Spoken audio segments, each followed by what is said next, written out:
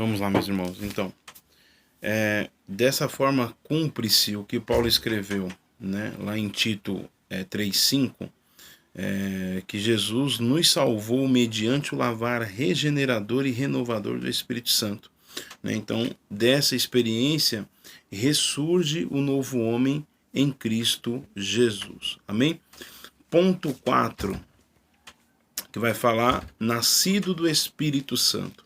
Então, olha só, não existe método humano, mágica, nada que possa regenerar o humano.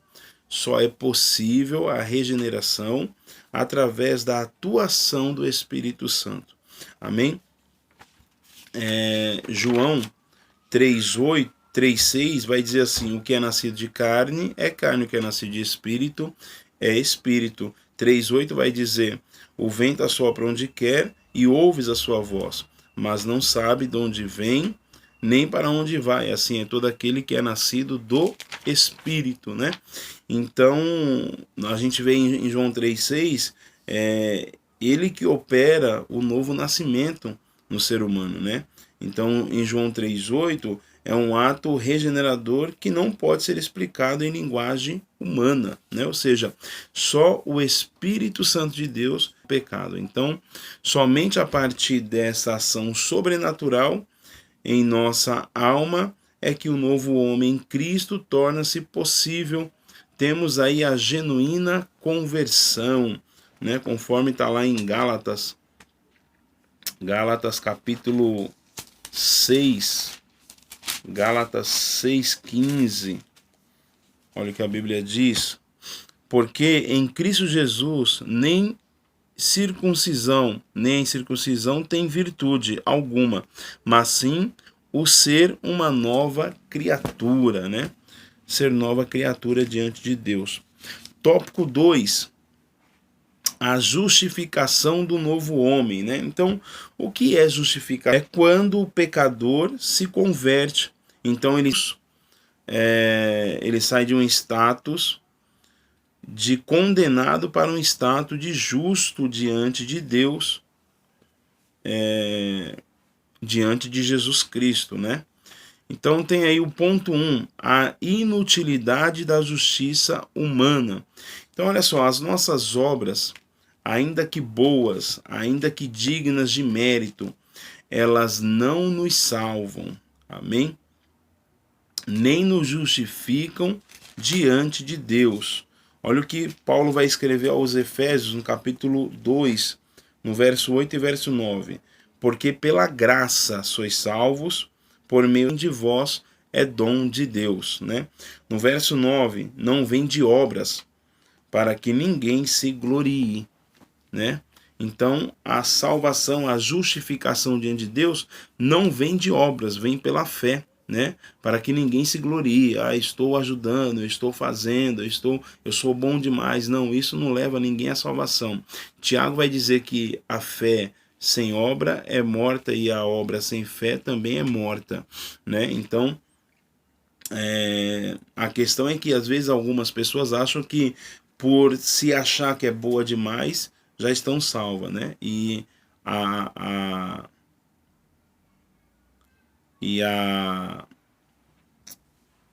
a obra em si ela não vai salvar.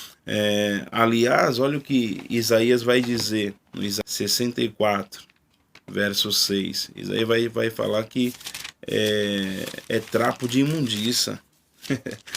Pois é, Isaías 64, 6, olha. Mas todos nós somos como imundo, e todas as nossas justiças como trapo de imundícia, e todos nós caímos como a folha, e as nossas culpas como um vento nos arrebatam, né? Então, a obra em si não salva ninguém, né? Então só existe um meio de obtermos a salvação e de nos justificarmos perante o justo juiz, perante a Deus, né? Que é por meio da fé, né? A fé em quem? Nos méritos de quem? De Jesus Cristo. Olha o que Romanos capítulo 5, verso 1 vai nos dizer: sendo, pois, justificados pela fé, temos paz com Deus por nosso Senhor Jesus. E desse processo, o novo homem passa a ter um novo status perante Deus, né? Então o homem passa a ter um novo status diante de Deus. Romanos 5:9, olha o que a Bíblia nos diz. Logo muito mais agora, sendo justificado pelo seu sangue, seremos por ele salvos da ira, né? Então, salvos da ira por Deus por causa da nossa fé. Então não é as nossas obras, amém? Ponto 2.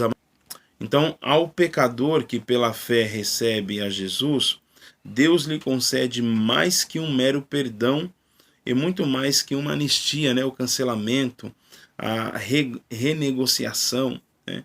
Então, pela fé recebe Jesus, então Deus concede o perdão, o cancelamento dos pecados, né? Concede-lhe o que? Um status de justo, pois a justiça de Cristo muda por completo a situação do pecador, do homem, né? Então ele passa de injusto para justo. Este é completamente perdoado e seus pecados inteiramente apagados. Então, essa é a doutrina da justificação, né? E então Deus passa a olhar de uma forma diferente para o até então acusado, né? Até então condenado. Deus passa a olhar para ele então como justo. 1 Coríntios 6:11, olha o que diz a Bíblia Sagrada. Aleluia. 6:11. 1 Coríntios, eu estou em segunda. 1 Coríntios 6:11. Diz assim: assim também vos considerai-vos como mortos para o pecado, mas vivos para... Desculpa, eu estou lendo Romanos, irmãos. 1 Coríntios. Aqui. 1 Coríntios 6:11, né? Mas tem a ver o que a gente leu também, né? Romanos 6:11. 1 Coríntios 6:11. E o que alguns têm sido, mas haveis sido lavados, mas haveis sido santificados, mas haveis sido justificados em nome do Senhor Jesus Cristo e pelo Espírito do nosso Deus. Amém? Então, a justificação é através do nosso Senhor Jesus Cristo. Ponto 3. O novo homem é justo. Então, a partir da conversão, o pecador jamais tivesse cometido qualquer injustiça. De agora em diante, é um justo aos olhos de Deus. Olha o que o apóstolo João vai dizer na sua primeira carta, na sua primeira epístola.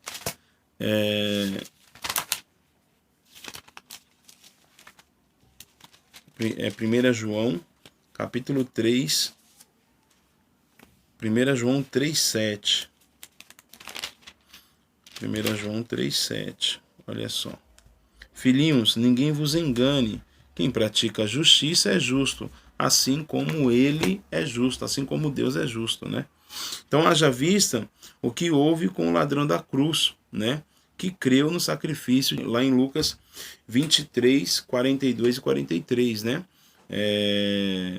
O ladrão da cruz olha para Cristo e diz: olha, lembra-te de mim quando entrares no teu paraíso. Ele diz: hoje mesmo estará comigo no paraíso, né? Então o homem ali foi justificado, era condenado, até então a sentença era inferno, mas ele estava diante do Salvador do mundo, que concedeu para ele a justificação. Amém, meus irmãos? O que é santificação? Santificação é um processo contínuo daquele que confessa Cristo como Salvador de sua vida, né? Então, quando a Bíblia chama de santo alguém, a Bíblia está dizendo: este é separado. A Bíblia está dizendo separado para Deus, separado de Deus. Amém? Ponto 1. A santificação como posicionamento.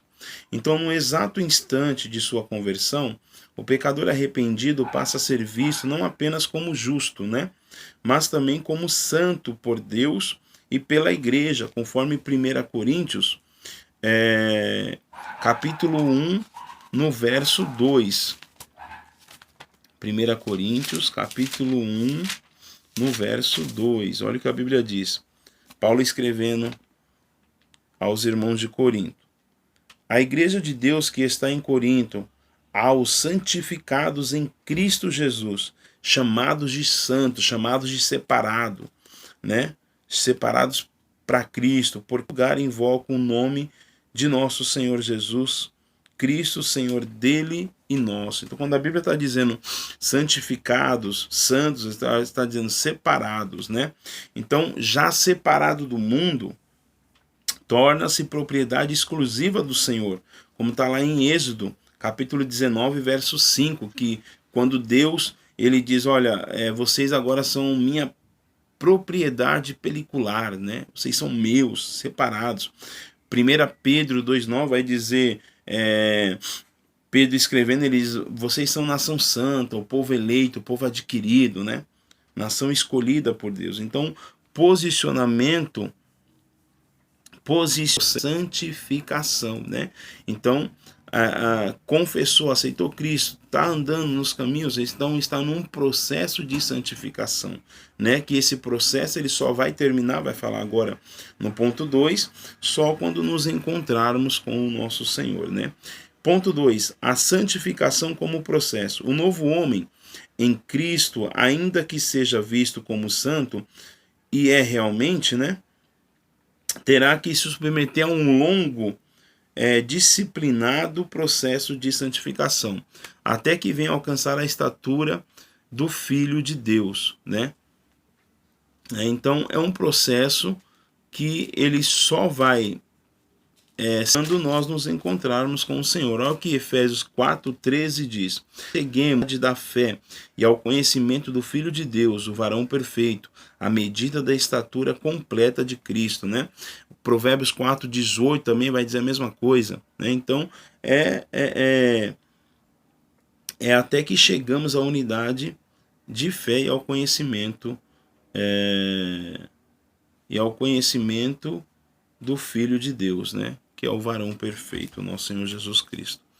Então é um processo contínuo, né? A santificação. Então, na santificação do novo homem, a palavra de Deus é irrepreensível, pois nos conduz ao ideal cristão, perfeição e santidade, para que em tudo sejamos imagem e semelhança de Deus, né? O processo venha estar ali no processo de santificação dia a dia, momento a momento. O que é? É a palavra de Deus, é a Bíblia Sagrada que vai te conduzir a esse processo de santificação.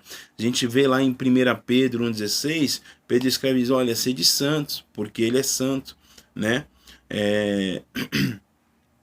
Em Gênesis 17:1, Abraão, Deus vai mudar ali o nome de Abrão para Abraão, e ele diz, ser perfeito, né? Anda comigo, ser perfeito.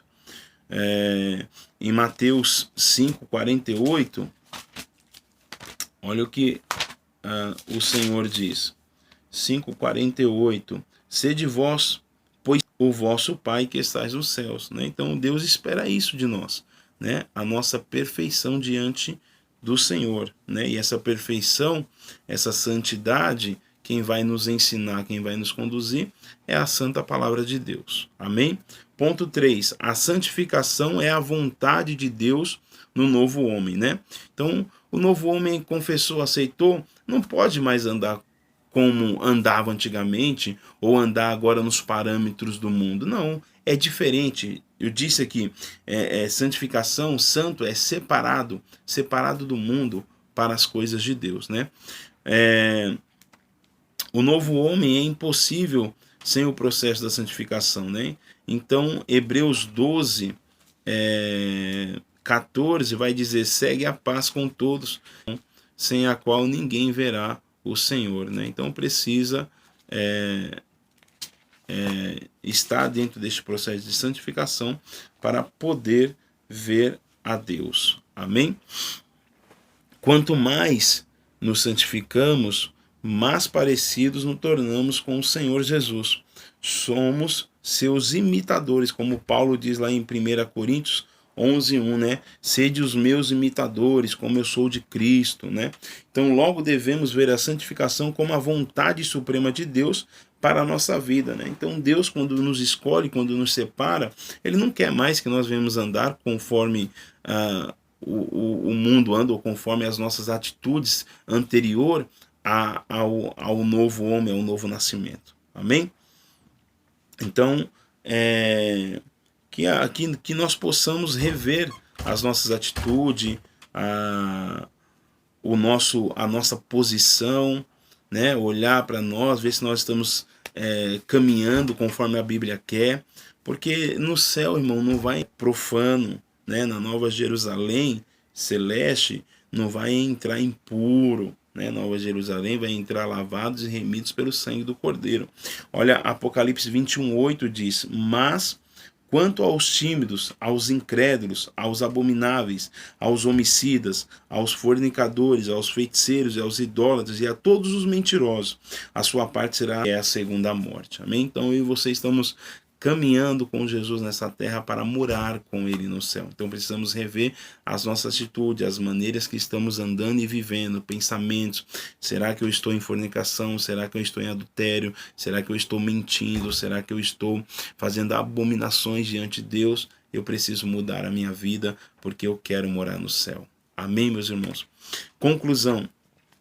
Quem recebeu Jesus como o seu Salvador e Senhor tomou a melhor decisão, pois os seus pecados foram apagados por Cristo. O tratamento da igreja, você será semelhante ao Senhor Jesus, porque esta é a do apóstolo João.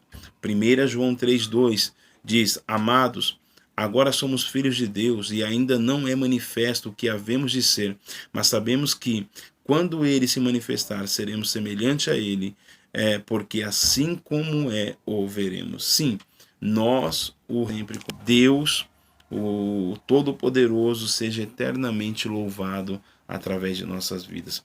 Que Deus abençoe a sua vida, o seu ministério, o seu lar, e que esse trimestre possa edificar a sua vida, que essa lição venha acrescentar algo na sua vida. Amém? Deus abençoe. Não esqueça, sede santos, porque Ele é santo.